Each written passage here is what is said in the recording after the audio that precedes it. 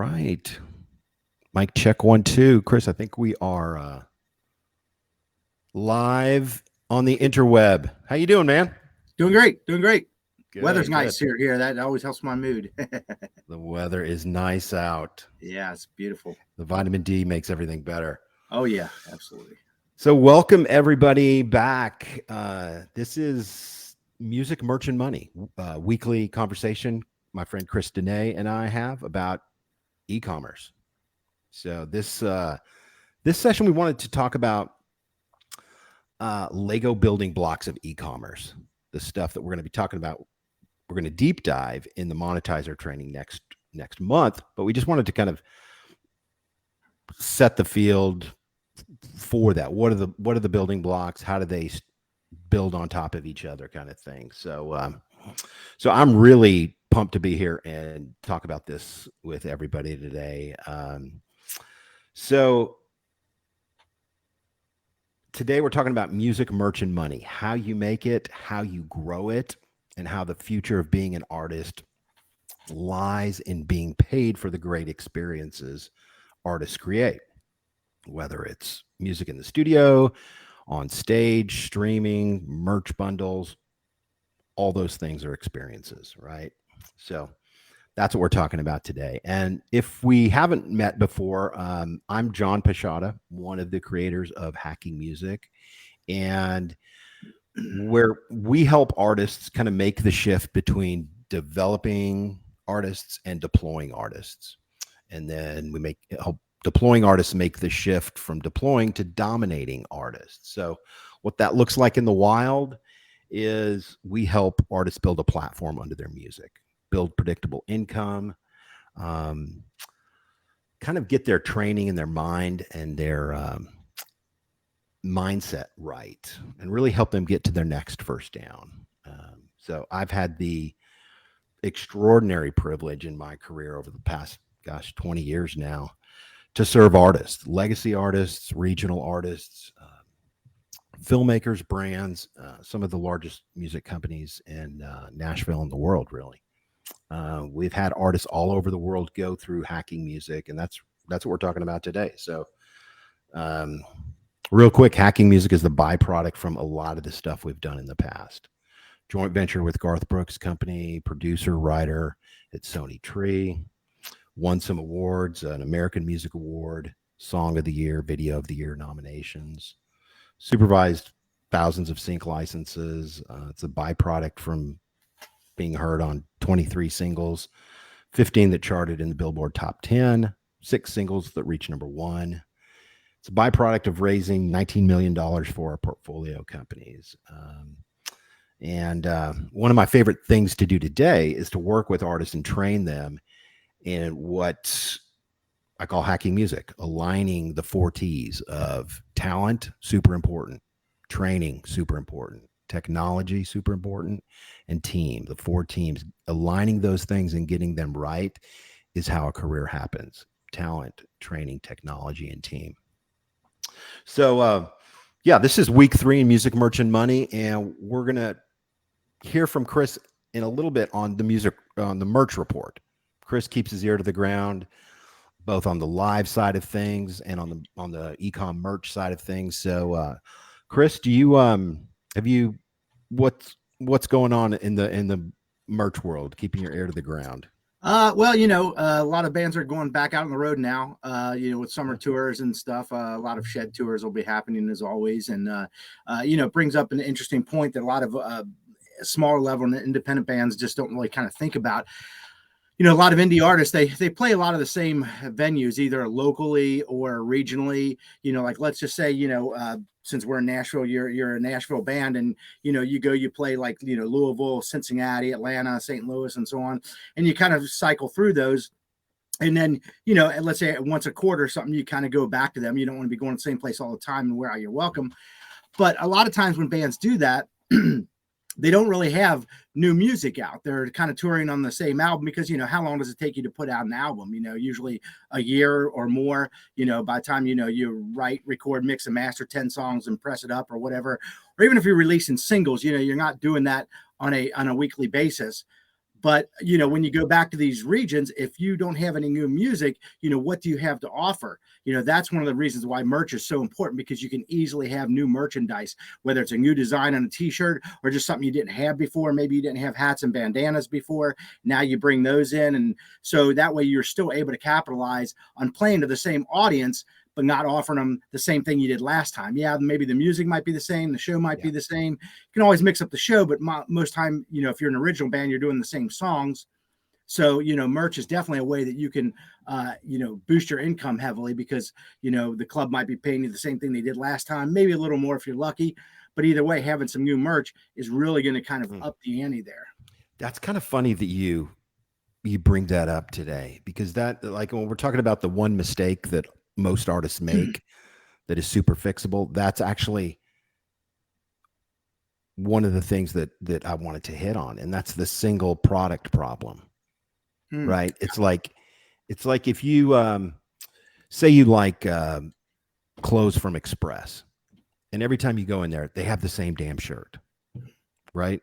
Right. And you're like, well, I wanted to buy something, but I already got the thing. Yeah. Yeah. It's the single product problem. And artists do that, and like, well, they just think it's all about the music. And music is core, music is vital, music has to be fantastic, no doubt. Right. But they make that same, what you just hit on is the single product problem. They have the same merch that they had 6 months ago when they were in Louisville, Right. So yeah, that's the single product problem that I wanted to talk about as well. And we're going to be unpacking that here in this session a little later, and kind of just building out a product stack. Like, what we see is people want to buy everything you have. There's a certain level of fan that will buy everything you put out. Right. Not everybody, but there's, that top 20% of fans will, like, you put out a sock collection and they will buy it. Right. And you want to be appropriate. You want to be authentic in the merch you create. You don't want to just take advantage of people, but you do want to serve that 20% of buyers who just will, yes, give me more. I want more. And I'm coming to your store and you have the same shirt that you've had for 6 years. Right. Give me options here. I'm ready to spend. Here's my card. Create some good shit. Right. Yeah, so one of the things I really like. I mean, like Alice Cooper, I've got an Alice Cooper shirt on. I do a lot of work for him, and he's always mixing up his merch. Like, for the last, I'd say, like 2 years, he was pretty much doing the same show. Now he's starting a tour next week. Hopefully, I'll be out working some of those shows. And I know that he has totally revamped his whole show. So even if you saw him in the last couple of years, go see him again. But anyhow, he always mixes up his merch, a little bit. I mean, there's some core things he usually has, like, every time, but every year, the design on the shirts change, some of the things they offer changes and stuff like that, because he's playing to a lot of the same people who have seen him already, right? So you don't want to offer the same shirt they already have. It's the single product problem. If you're in that top 20% of Alice Cooper fans who will buy, there's Kiss fans who will buy every Kiss product. You want to shuffle the deck. You want to create new opportunities for people to experience what you create. Yeah, that's huge. Good, man. So one question we got last week, Chris, I thought we could talk about it. Sure. Yeah. When we say e-commerce, that's a big umbrella. But the question was, what do we mean when we say e-commerce? And that's a fair question, because e-commerce is kind of like, it gets into marketing speak and it's kind of gobbledygook. So let's kind of talk about e-commerce. What is e-commerce to you? Well, to me, it's like, on my personal website, my band's website, we have a merch store where we sell shirts, product, CDs, and things like that. It's kind of an all-in-one stop, for us to be able to do merch online. But, I mean, obviously that also ties into, if you're selling digital downloads, selling, copies of the CD, both physical and digital. So that's your online merch store. Basically, it's like you're, like going into a record store, but it's online. Yeah, no, I agree. And just to kind of tie into what you're saying, I've been thinking about this, like, okay, e-commerce, it really touches anything that touches digital Hmm. is e-commerce. So it's not Right. just your store, it's your physical product, it's your digital products like you said. Right. It's also in-person events, ticketing, Yeah. You do it. streaming experiences, Hmm. it's IP and underlying copyrights. Right. Yeah. If you just break Those down the touch term, I mean, digital. e-commerce is electronic commerce. So Yeah. any type of commerce done electronically, to put it in, simple terms, that, because a lot of, musicians don't understand some of the marketing words and Yeah. things like that Yeah. out there. But that's all it is electronic commerce, how you're making money Yep. electronically. Yep. And that also includes on-site show sales Hmm. because I'm sure you use that every time you do a show. That Oh, point yeah. of sale, POS is, I guess what they call it, point of sale, to where somebody Right. whips out their credit card and they buy $200 worth of Alice Cooper merchandise. That's the POS Right. on-site show sale. And so all Right. that, you know, e-commerce, as I thought about it, it's like e-commerce is how your fans experience you, how they touch you, and how they buy from you. Right. So And it's that's something real. that I was No, just go going to ahead. say, that's something very important for bands to understand, because, if you're going to sell merch at your shows, which you darn well better be, you're going to need a way to take credit card payments, because a lot of people don't do cash, A these days. 1,000%. It's Yeah. amazing that some people don't. What Yeah. is it, like 80% of all sales are Yeah. credit cards? Yeah. Yeah. When actually, a lot of the shows that I'm working these days, they're going to a cashless society. You know, So, I uh, get it. yeah. If you're at a show, the last thing you want to be doing is counting $5 bills. Right. You know what I mean? Right. Yep. Even if that brings on the end times, Armageddon, stuff. I don't know. Yeah. So e-commerce is how your fans experience you, how they touch you, and how they buy from you. So today, what I wanted to do was kind of walk through some of the frameworks we're going to be talking about in Monetizer next month. And we talked about this last week, but this really sets the tone for Monetizer. And I think it's worth repeating that poor artists make money by what they do, and wealthy artists make money by what they own. Let's say that again. Poor artists make money by what they do, the hourly wage, work for hire type stuff. But the wealthy artists, the people that make that shift from being a developing artist to being a deploying and dominating artist, they make money by what they own: their IP, their copyrights, their experiences, their in-person VIP events. All that stuff gets a price tag. So yeah, let me grab these slides here and we'll kind of talk through the building blocks here. 2 seconds here.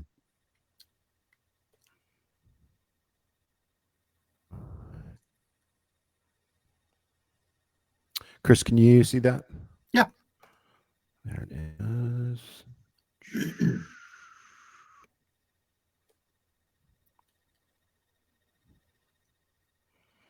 Hold on here. Okay.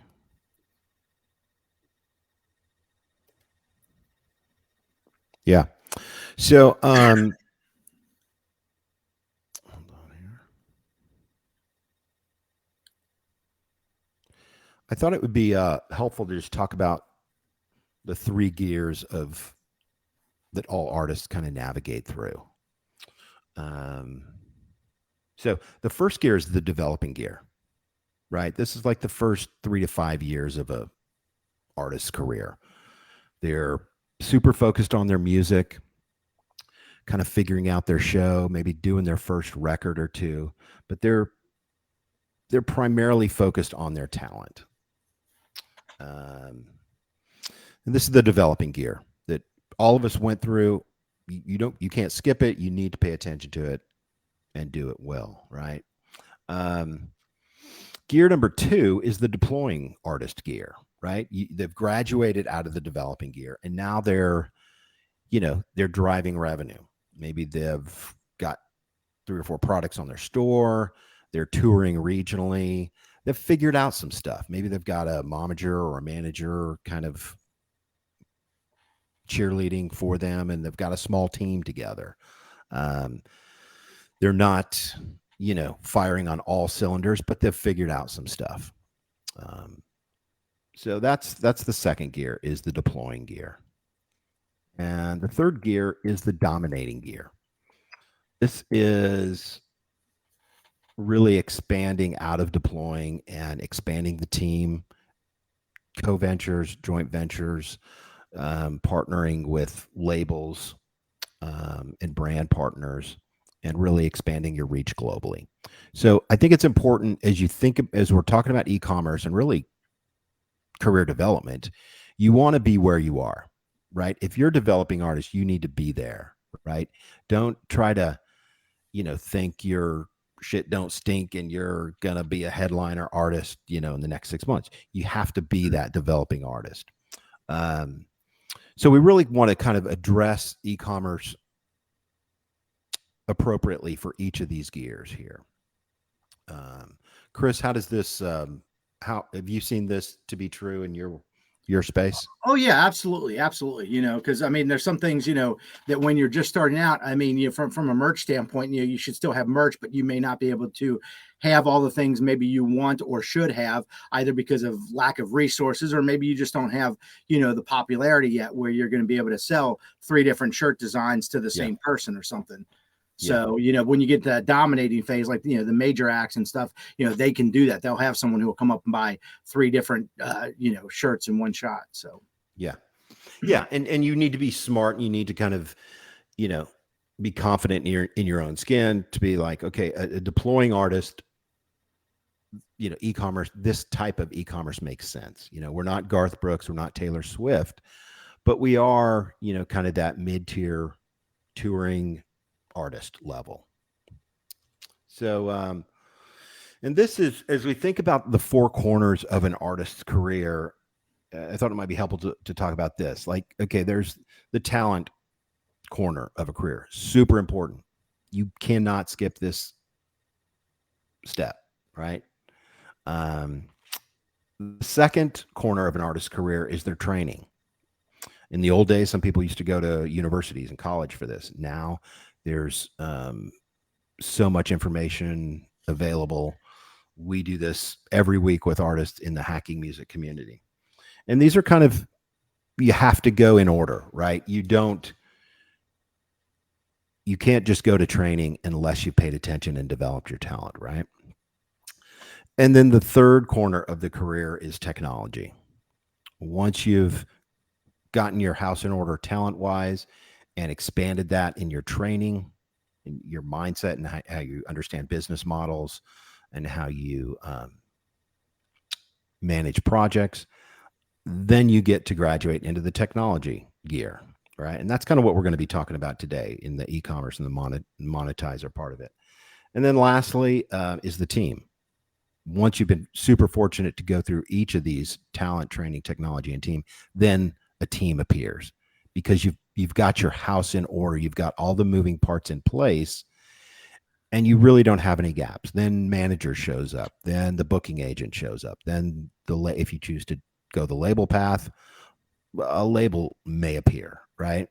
And really, at this point, your people want to be in business with you, right? You're joint venturable because you've got a real thing happening. So, so Chris, this is what we call the 4 corners of an artist's career. Right. If I could hit a couple of those things. Yeah, please. Yeah, I mean, all those things are very, very important pieces of the puzzle. In some cases, one can kind of overshadow a little bit of the others, but you still need all 4. Like, if you're an incredibly talented person, people are going to recognize that, and you're going to, have an easier time finding a team. On the same token, the talent part, sometimes when you get to a certain level or in a certain situation, is kind of almost like a given or taken for granted. Right. For example, like in a town like Nashville, where we got like the best of the best musicians here, I mean, it's kind of a given that everybody, if you're doing something here, you've got a certain level of talent. We kind of already know that part. So, what separates the others, is the other ones, the training and technology and team. And I read a great interview with, heard about a great interview with Moby once. He said when he was getting going, he said, there were a bunch of other guys in New York that were, just as talented as him, could do just as well as he did. But what he did was he searched and searched and searched to find the one person to be his PR person. Then he searched and searched and searched, found that one person to help be his manager. Then that one person, The to help right person. Right, the right person. Yeah. So he sought out his team, and that kind of helped to bring all those other things up quicker. So they all kind of, work together to a certain extent, but some can kind of help, bring the others up a little bit more, if that makes sense. Yeah, no, 100%. I mean, this isn't, black and white stuff. Right. It's a Venn diagram for sure. Yeah. And it's funny, when you talk about talent, those developing artists, those baby artists, the first 3 or 4 years of their career, they are just super focused on the music only, right? Right. And then when you flip it, you look at somebody like an Alice Cooper or Garth Brooks or a Taylor. Yes, their talent is important. Right. But they almost see it as a product, a widget. It's like their show is a thing. Mm-hmm. And I'm not saying it's not important to them, but it's a means to an end in a sense. Like Garth's show is amazing. Alice Cooper's show, I'm 100%. It's fantastic, right? Yeah. But it's important, but it no longer kind of is sufficient, right? Like they don't just live on, their music only. They've got all the different corners firing at the same time, and their team kind of takes the place of their talent in a sense, as far as thinking about like you said with Moby. It's like, who is the right manager for my next 15 years? Right. That takes the place of, oh, am I going to write another 40 songs, like I did when I was 15? No, it's like you were 15 and you had to do that when you were 15. Now it's about your team. Yeah. And that's one of the tenets we say, team beats talent. Yeah. Talent's important. Don't get me wrong. Right. It's huge. Yeah. But yeah, I mean, Alice Cooper has always had Shep Gordon behind him as manager for legendary his whole lifetime. And Kiss had Bill Aucoin, and then also on the label side they had Neil Bogart. And if you haven't seen that movie Spinning Gold, you should go see it because it's. Really I haven't seen it yet. Yeah, it's really good. But that's the thing. I mean, some of those acts, even though they had the talent, they would not be where they are without the team. Kiss and Alice Cooper are prime examples, especially, Kiss. They had, all these other people behind the scenes helping them get where they are. And that's something that I think a lot of artists kind of fall short on.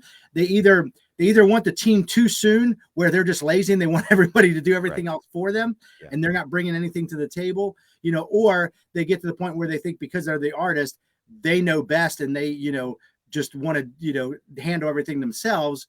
And they don't have the team to back them up and take them to the next level. Yeah, 100% for sure. So as we're talking about the 4 corners of an artist's career: talent, training, technology, and team, let's talk about the building blocks that we're going to be unpacking in Monetizer here. And these are the building blocks that we're going to talk about. There's productizer, there's funder, there's launcher, there's subscriber, and there's connector. So let's take a second, just kind of step through these here real quick. So the first building block that kind of is a foundational piece of this, Chris, and tell me if you've seen this borne out in your history, but it's about thinking like, what are the products that make sense for my audience? Right. Absolutely. Is it authentic? Is it believable? We talked a little bit last week about Coheed, and they have their graphic novel series. That's going to be great for a Coheed fan, but probably not great for an Alice Cooper fan. So how does Alice Cooper, shuffle and pivot and create accordingly? So it's about authentic productization, building experiences, both digital and human, and bundling those products accordingly. So that's kind of the first step that we'll be stepping through. Anything you want to add on top of that, Chris? No, it's just a matter of, definitely connecting with your audience, finding out what they, want and are going to be interested in.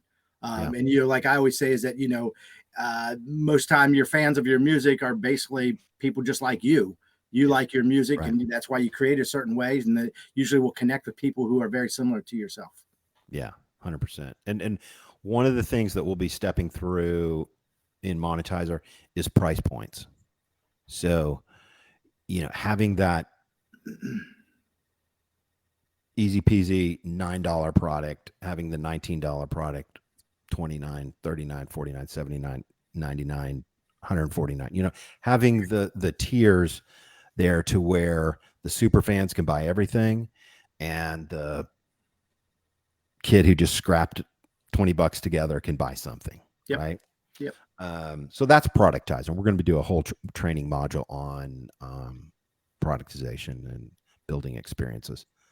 The next building block is what we call funder. And this is something we've done dozens of times over the last 7 or 8 years. And that's building excitement around a product, a fundraising launch. Not necessarily a product. It could be a product, but it's more like, if we don't have money, how do we bring money together? And that usually takes, 2 to 3 months. And oftentimes that gives the artist the ability to kind of jumpstart the monetization and the e-commerce line of their career. Maybe they're under monetized or making less than $1,000 a month. This is kind of that fundraising stage to where it's almost a capital campaign. If you're familiar with venture capital, sorry, my phone's going off here.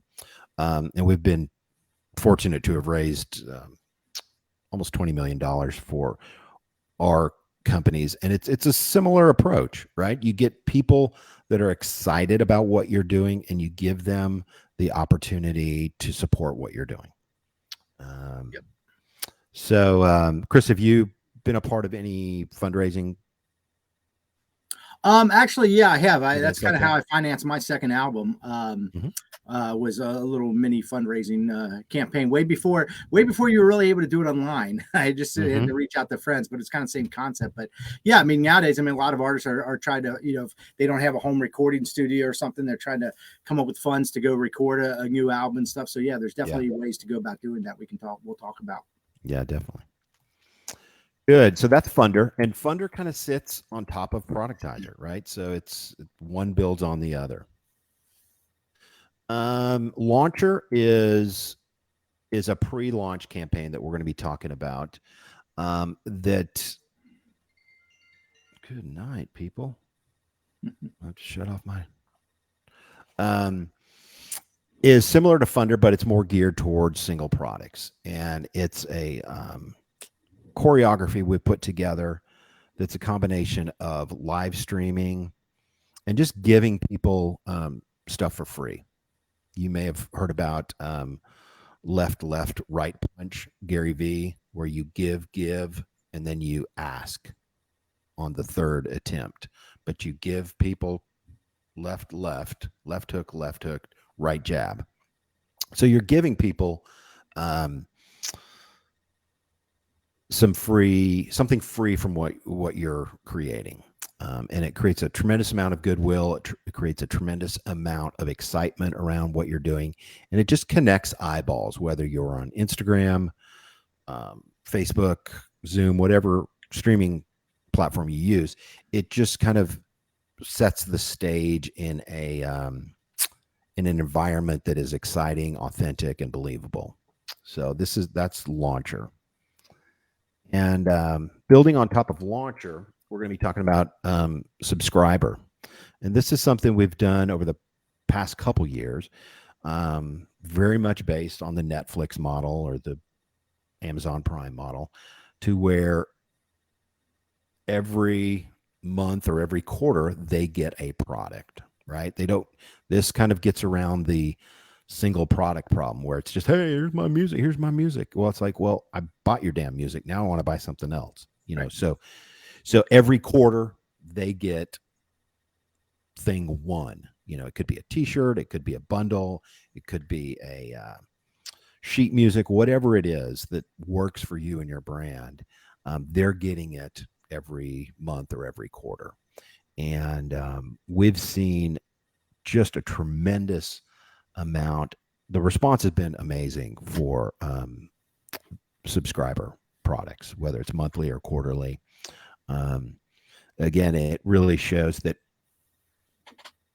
it's up to us, artists, managers, and entrepreneurs, to create the experiences that people love to pay for. We have to think it through. And so it kind of goes back to productizer, the first building block down at the bottom. Um, so that's subscriber. And connector is the last building block. And this is all about community. In the past, it's always been content before community, content first, my music, my stuff, my widget, look at my thing. And in the last 18 months or so, we've seen a big shift to go community first, community in front of content.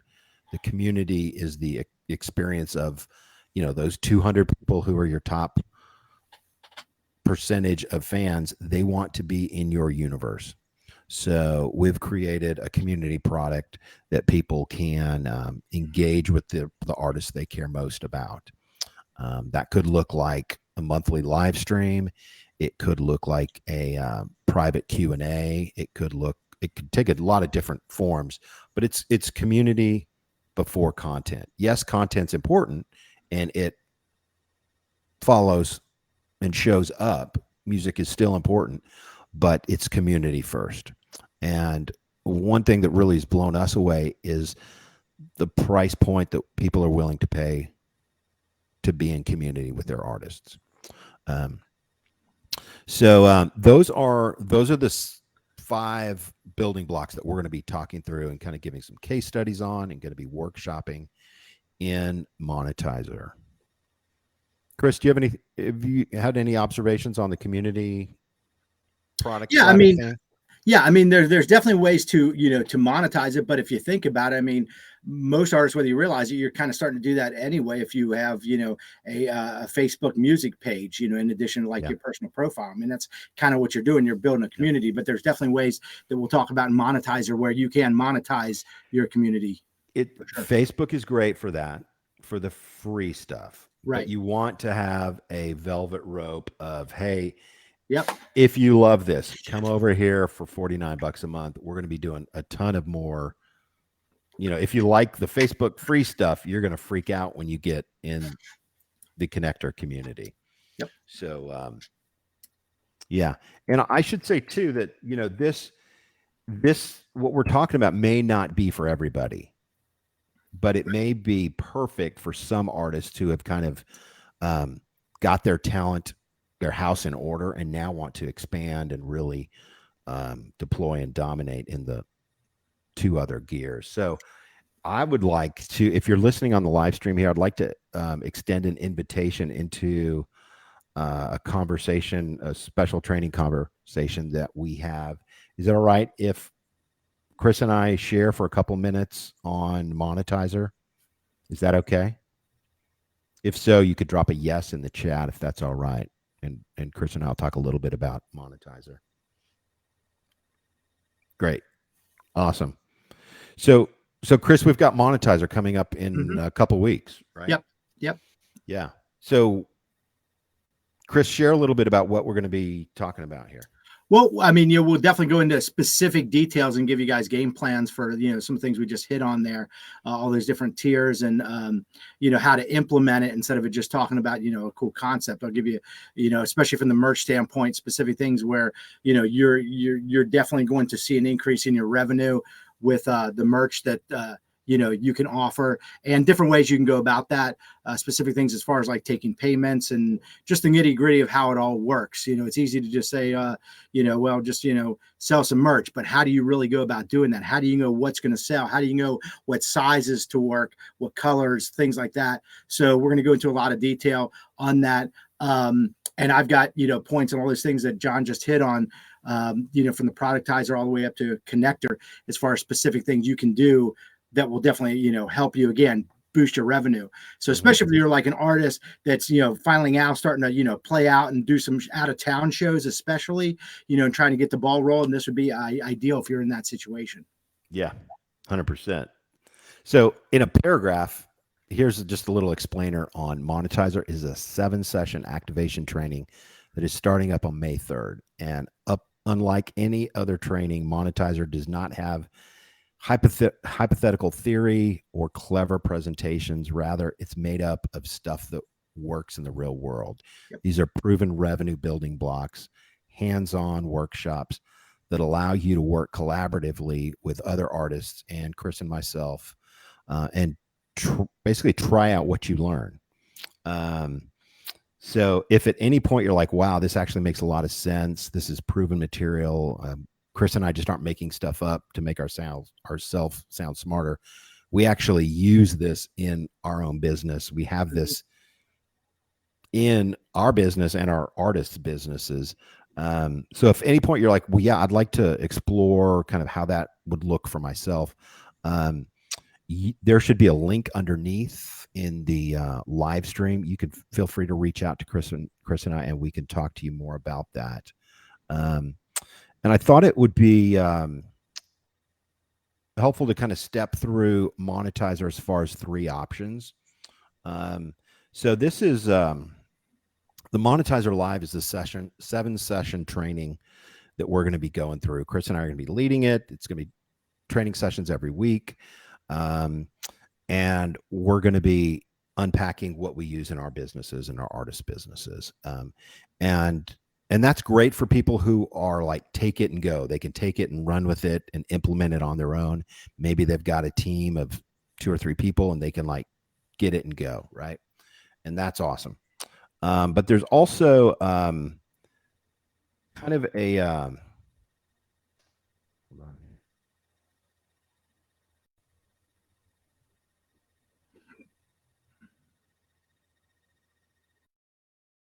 Come on. And so there's a second option of Monetizer Plus, and this is maybe an artist who needs help in putting this into place. So if this is you, you can work one-on-one with a personal launch manager who works with you each month and puts this in place on your behalf. And this is what I love about this the most, is that this saves over $797 in software fees. And so you don't have to go out and buy ClickFunnels. You don't have to go out and buy Shopify. You don't have to go out and buy Kajabi. We're able to kind of plug you into our back office in a sense, and use our technology stack. So it's a real time saver for people who want to move faster and who maybe just need that launch manager to help them implement this and get this operational for themselves. And then there's the third person who just wants it done for them, right? This is where one of our launch managers actually leads the campaign on your behalf, right? You don't want to set it up. You don't want to work one-to-one. You just want it done for you. So this option, you still save the $797 in software fees, but the launch managers actually do the work for you on your behalf. You get together each month for a campaign update to review what's being done. But it's a fantastic way if you want to move fast. Maybe you're on tour and you just need to kind of bolt this onto what you're doing. Monetizer Prime could be a great solution for you. So those are 3 different options. One is kind of a do-it-yourself option. The Monetizer Plus is a one-to-one option, and Monetizer Prime is a done for you, where the launch manager takes it and just runs with it on your behalf. So yeah, I wanted to kind of share a little bit about the 3 options of Monetizer and what may make sense for you, depending on kind of whether you're a developing artist, deploying artist, or dominating artist. So yeah, Chris, that's what I've got for us this week. Anything else you're seeing that you want to hit on? Just one thing I wanted to mention, just picking back into what we were talking about, having training where you can actually implement specific things, is that, my merch background comes from working for, dozens of major artists, as we've talked about in the past, right. Rolling Stones, Kiss, Iron Maiden, Alice Cooper, Taylor Swift, all that. But the thing is, I also am a performing musician. I play in Power Slave, the Iron Maiden Experience. We're an Iron Maiden tribute band. And I take all those things that I've learned doing merch from those bands and implement it into our merch. Right. And we've had shows where we've done, $4 a head, $7 a head in merch. And if you don't understand, that's how most people gauge, is that's what your average is. So, however many people there were times your merch amount, you average that out as that's the average of how much each person spent. So $7 a head, there's a lot of national touring acts that don't do $7 a head. So and that means every butt in the seat spent $7. Exactly. That's what that means. Right. Exactly. On average. Right. So, so what I've learned and what I offer and what I teach, works because I use it myself with my band. And that's why, even though we're just a tribute band, we're not even an original band, but we do really well with our merch because I know how to work it, what works and what doesn't. And that's what, we're going to be helping you guys with. I love it. Well, man, I'm so pumped for Monetizer coming up. If you want to get into Monetizer, there should be a link underneath us. You can sign up. We've got a few seats left, so you want to move fast and grab those before they evaporate into the ether. So that's what we've got for you this week, guys. We'll be back next week talking about merch, music, and money, and look forward to seeing you then. Chris, thanks, brother. Yep. See you guys.